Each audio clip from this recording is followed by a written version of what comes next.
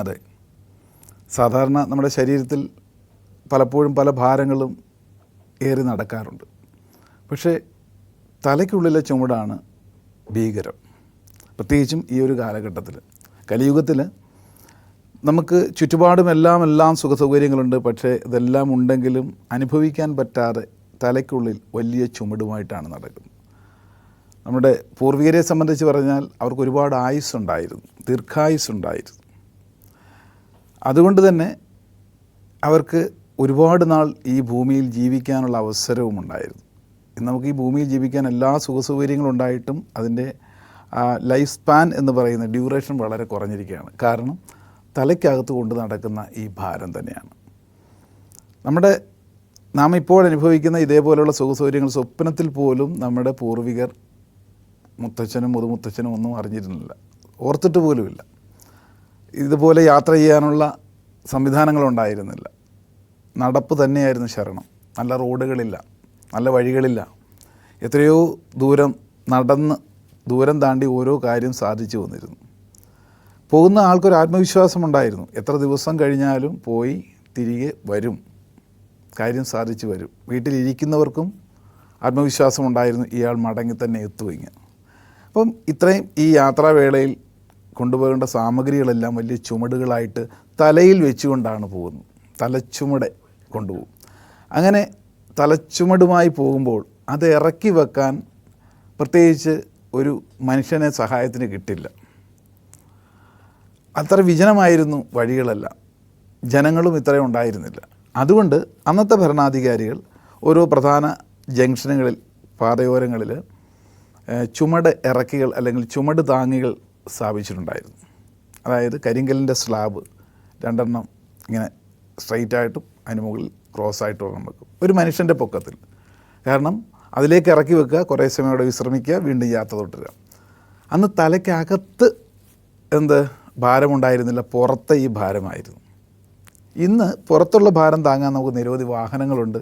എല്ലാവർക്കും സൗകര്യം യഥേഷ്ടം വാഹനങ്ങളിലാണ് സഞ്ചരിക്കുന്നത്. അങ്ങനെ ചുമടുമായി നടക്കേണ്ട പുറത്ത്, പക്ഷെ അകത്താണ് ചുമട് കൂടിയിരിക്കുന്നത്. അപ്പം ഇത് വളരെ അധികരിച്ചുകൊണ്ട് പല വിധത്തിലുള്ള പ്രശ്നങ്ങളിലേക്കുമാണ് പോകുന്നത്. ഇതിനെയൊക്കെ ലഘൂകരിക്കാനാണ് ആദ്യകാലം മുതൽ ആധ്യാത്മികതയിൽ നിരവധി ചിട്ടകളും ചടങ്ങുകളും ഒക്കെ വെച്ചിരുന്നത്. നമുക്കറിയാം, ഭഗവത്ഗീതയുടെ ഒരു ഉത്ഭവം തന്നെ അറിയാം. തലയിലെ ഭാരം ഒന്ന് ഇറക്കി വെക്കാനാണ് അർജുനൻ കൃഷ്ണനോട് പരിഹാരം ചോദിച്ചത്.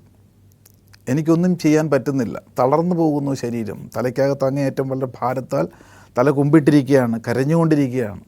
എന്താണ്, ഒരു പ്രതിസന്ധി ഘട്ടം എത്തി. അർജുനൻ എന്ന് പറയുന്നത് ധീരയോദ്ധാവാണ്, ചെറുപ്പക്കാരനാണ്. ഇന്നത്തെ യുവജനതയെപ്പോലെ ഒരുപാട് കഴിവുകളൊക്കെയുണ്ട്. പക്ഷേ എന്താ സംഭവിക്കുക, ഒന്നും ചെയ്യാൻ പറ്റാതെ തളർന്നിരിക്കുന്ന അവസ്ഥ. എന്താണ് ഇനി ഞാൻ ചെയ്യേണ്ടത്? ധർമ്മവും അധർമ്മവും തമ്മിലുള്ള കൺഫ്യൂഷൻ.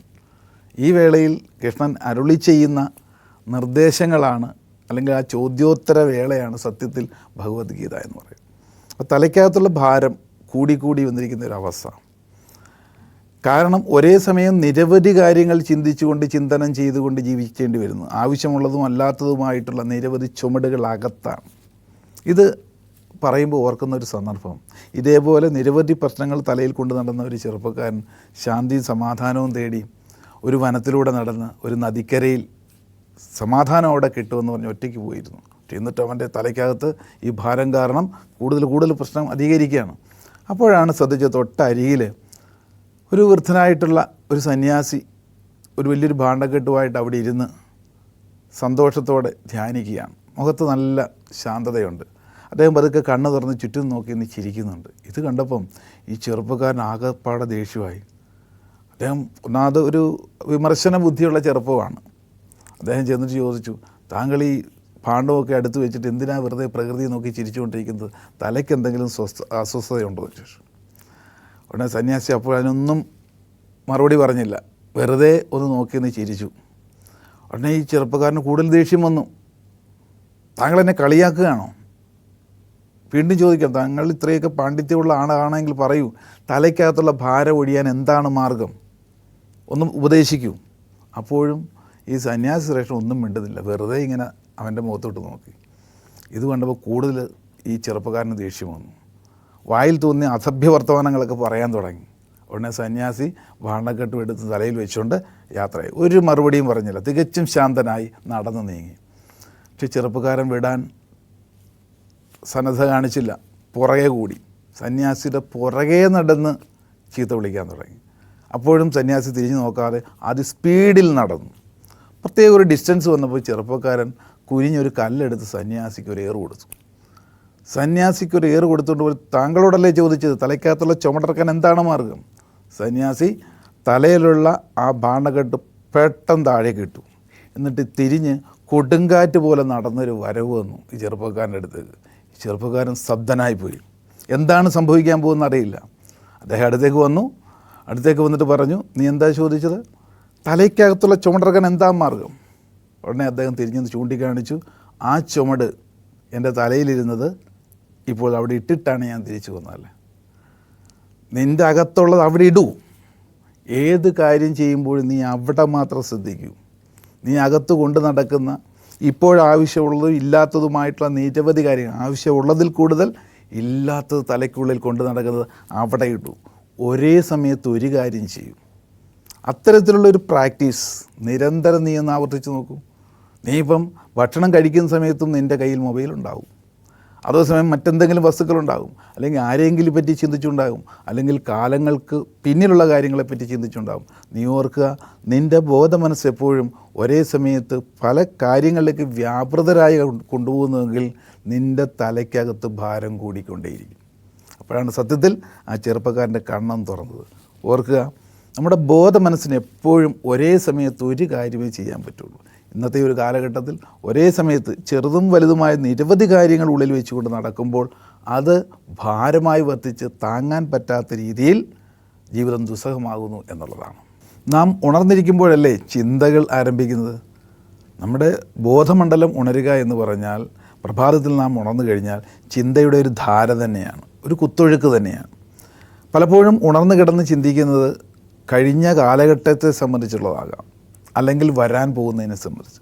നിങ്ങളൊരു പ്രവൃത്തി ചെയ്യുമ്പോൾ ബോധമനസ്സുകൊണ്ട് ഒരു കാര്യം മാത്രമേ ഒരേ സമയത്ത് ചെയ്യാൻ സാധ്യമുള്ളൂ എന്ന വസ്തുത ഇരിക്കെ തന്നെ നമ്മുടെ മനസ്സ് ബാക്കിലേക്ക് ചിന്തിക്കും, അല്ലെങ്കിൽ ഫ്രണ്ടിലേക്ക് ചിന്തിക്കും. പ്രസൻറ്റിൽ നിൽക്കുമ്പോൾ പുറമോട്ട് ചിന്തിച്ചാൽ നമുക്ക് ലഭിക്കുന്ന വറീസ് ആയിരിക്കും, ഫ്രണ്ടിലോട്ട് ചിന്തിച്ചു കഴിഞ്ഞാൽ ആങ്സൈറ്റി ആയിരിക്കും. അപ്പോൾ ചുരുക്കം പറഞ്ഞാൽ പ്രസൻറ്റിൽ നമ്മൾ വറീസിനും ആങ്സൈറ്റിക്കും ഇടയ്ക്ക് നിന്നാണ് നമ്മുടെ ജീവിതം പോകുന്നത്.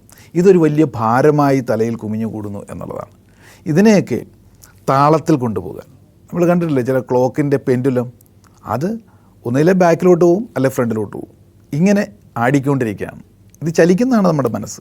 ഇതിനെ ഒന്ന് താളാത്മകമായി കൊണ്ടുപോകാനാണ് ആധ്യാത്മികതയിൽ നിരവധിയായ ചിട്ടകൾ, ആചാരങ്ങൾ, അനുഷ്ഠാനത്തിൻ്റെ ഭാഗമായിട്ട് പാരായണം എന്ന് പറയുന്നത്.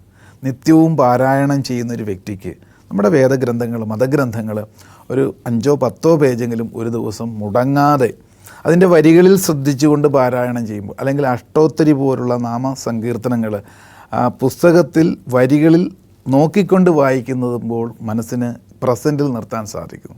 പലതും നമുക്ക് മനഃപ്പാടമാണ്, കാണാതെ ചൊല്ലി നടക്കാറുണ്ട്. പക്ഷേ കാണാതെ ചൊല്ലുമ്പോഴും ബൈഹാർട്ടായിട്ട് ചൊല്ലുന്നതിലും മനസ്സ് ഏകാഗ്രമാകാൻ ഏറ്റവും നല്ലൊരു മാർഗം ആ വരികളിലൂടെ തന്നെ ശ്രദ്ധിച്ച്, അങ്ങനെ വരികളിലൂടെ ശ്രദ്ധിച്ച് നാം പാരായണം ചെയ്യുമ്പോൾ തൊട്ട് മുമ്പുള്ളതും താഴ്ത്തതും കാണുന്നില്ല, ആ പ്രസൻറ്റിൽ മാത്രം മനസ്സിനെ നിർത്താനുള്ള പ്രാക്ടീസായി മാറും. അതാണ് അതിൻ്റെ പിന്നിലൊരു രഹസ്യം.